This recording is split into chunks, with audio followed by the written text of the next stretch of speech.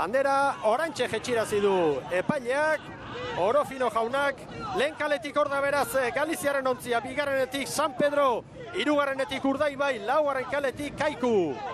Erreferentzia aurreko txandan Astillerok markatu du 20-46koa.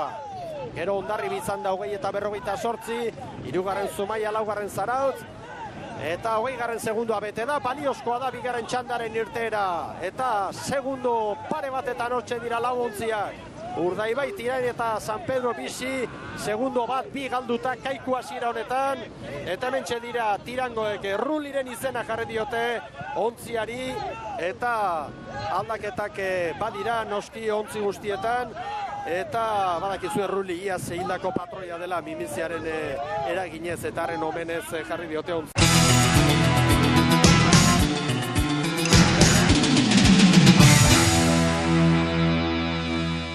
Segundora une honetan, hori da GPS-ak adierazten diguna, eta Urdaibai aldaketa desenterekin, Kaiku ere bai, eta aldaketari gabe San Pedro gaurko honetan itsasoari begira, nahi bezalako prestaketak egin gabe direla, esan digu Gabi Larrinaga prestatzaileak, eta ikusi egin behar dela atzoko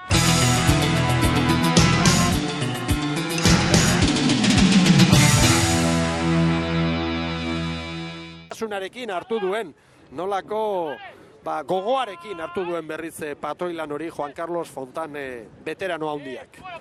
Urdaibai buruan Tiran segundo bat 2 segundora, San Pedro Laura Kaiku 5 segundora.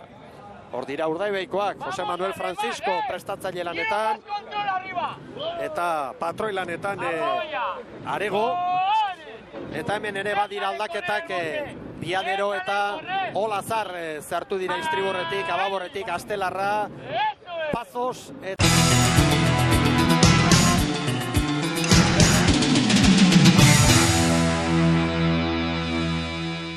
Bizkortak zuzentzen duen Kaiku, ikusi besterik ez dago, gaur nolako aldaketa sorta egin duen Jose Luis Kortak.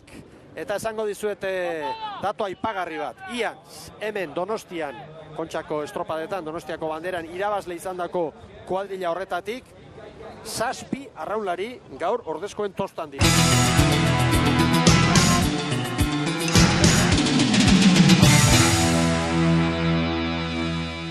Postera orain, atzetik 3. eta Kaiku 6-7 segundora. Eta Urdaibai badoa, Baserri. Bai, nik uste dute irtera neko gorra baina urrian, baino palada asko gabe, ez? Paladak ateran gehienak Tiranek eta San Pedro 46koa markatu dute, eta besteak mantxosio baino luze, ez? Eta horren eraginez, ikusten da, ez? Urdaibaik aurre hartzea lortu dula, eta hor dago, San Pedro mantendu egiten dio, utzi egiten dio bere bigarren kale horretatik, Urdaibai 3. kaletik, baino Urdaibai ez dago ezer usteko, ez? Eta txanda honetan, 4. oraingoz Kaiku, ez? Tiran erdi lanoik eginez. Baina sufritzen orain Tiran, Ea maniobra nola moldatzen diren, Ernest San Pedro bigarren postuaz jabetu da, eta Tiran eta Kaiku ia parean dira. Maniobran, hortxe dira bermeotarrak, estropadaren buruan. 5 minutu Borobilak, Hondarribik 5-0 bat markatu du lehen.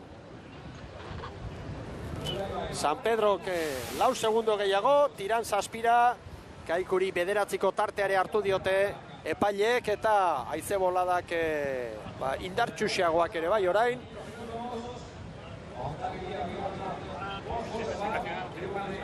Tartea bada, maniobra ostean ere, Urdaibaik San Pedrori 5 segundo, Tiran 7, Kaiku 8, eta bigarren posturako lehia izango da, lehenengoa ez dutuzte kenduko diotenik Urdaibairi, Baserri. Zaila izango da, ez? Lehenengo luze horretan ja 6 segundon abantaila lortu du San Pedrorekiko, eta orain hemen, uste dute lauak ere, orain arteko luze horretan brankaz lan inberri izan dute, hemen alde izango dute, haizea tartekare golpe batzuk ematen ditu, altxatzen ditu, oiuain mesede lagungarri izango dute, baina Urdaibai, nik uste dute poliki finkatzen eta hori, ez, segundo bat, 2 lortzen bestearekiko, ez.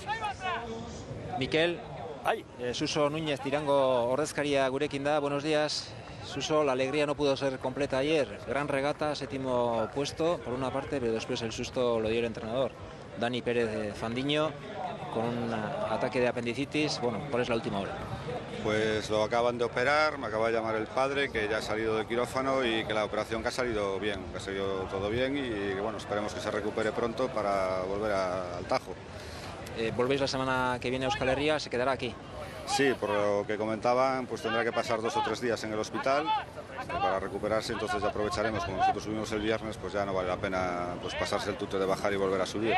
Afortunadamente no ha sido más que un susto. Por lo visto ya tenía algunos síntomas antes de la regata, ¿verdad? Sí, se encontraba, tenía alguna molestia, pero no le había dado mucha importancia, pero después de la regata parece ser que el dolor fue a mayores y bueno, fue cuando nos empezamos a preocupar.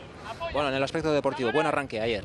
Pues sí, no nos esperábamos el 7º puesto, pensábamos que íbamos a estar un poquito más atrás, pero bueno, nos han sorprendido un poco los tiempos, ¿no? Ha pasado como el año pasado, ha estado todo muy apretado y equipos que pensábamos que estaban por encima nuestra han quedado por detrás. Y otros nos han sorprendido, el caso de San Juan, porque un recién ascendido, aunque tiene un gran equipo, pues de repente la primera regata ser tercero quiere decir que tiene un gran equipo. Es muy importante empezar bien. De momento no es más que la segunda regata, pero bueno, habéis empezado mejor que el año pasado. Importante poder afianzaros en esa segunda tanda, ¿verdad? Sí, sería un buen premio estar en la segunda tanda, pero bueno, nosotros seguimos siendo consecuentes y sabemos que nuestro puesto va a estar para evitar el descenso, ¿no? Sabemos que hay ahí 2, 3, 4 clubes que vamos a estar ahí dándonos, pero bueno, el empezar bien te da un colchón y siempre te da un poquito más de tranquilidad. Pues mucha suerte y un abrazo a Dani. A vosotros. Bezarkada bat bai, hemendik Pérez familiari, pentsa ezazue aita, Jesus Pérez delegatu lanetan izaten derala baita ere, eta Dani Pérez Fandiño da entrenatzailea. Txikia eta gogorra, laizter errekuperatuko da noski, hori opa diogu. Urdaibai estropadaren buruan, GPS-arekin gora bera txiki batzuk baditugu, baina bagoaz Bizkaitaren ontzira. Acaba! Ahí acaba! ¡Hori! ¡Acaba! ¡Ahí va abajo solo! ¡Apoyo! ¡Muerde! ¡Muerde ahí! ¡Hori! Toni Montenegro eta Fernando Rua, keko lanetan erritmoa markatuz. Hortxe da aurretik, baina tarteak ez dira ikaragarriak baserri eta horre punta inguru horretan urak nahiko nahasiak dira Donostiako itura mantentzeko. Bai, eta olatuan eragina hor ikusi dugu, ez? 38-39 Paladan Urdaibaiko taldea, olatuan gaine igota eta harrapatu nahiean, hori, ez? Abiadura guzia, San Pedro 36an, baina horri ikusi berda, ze momentutan hartzen den, ez? Olatuan gailurrian den, edo beko zuloan, erdibidean, horregatik aldaketa gerta daiteke hemen Paladan arabera, ez? Ontzi bateko diferentzia mantentzen ari ziren bermeotarrak, baina San Pedro ere hor da. Eta, lan erditan nola moldatzen diren, Kaiku ere utxi nahian hortxe, laugarren kaletik. Kaiku azken tokian dator. Eta San Pedro osongi orain. Hor ikusten da, Fontanen abilezia baita ere, une honetan estropadaren buru hartu du San Pedro. Atzetik aurrera lan eginez, psikologikoki horrek asko balio du. Eta tiran ere hurbilda, Bermeotarren parean, bigarren luzionen amaieran osongi San Pedro tarrak. Hasi dira maniobra egiten. Aurretik San Pedro. Bigarren postuan Urdaibai, baina hortxe da tiran baita ere. San Pedrok egin du maniobra. 10-11, segundo bat gehiago Urdaibairentzat. 4 segundora tiran, eta antxe da Kaiku 8 segunduko atzerapenarekin.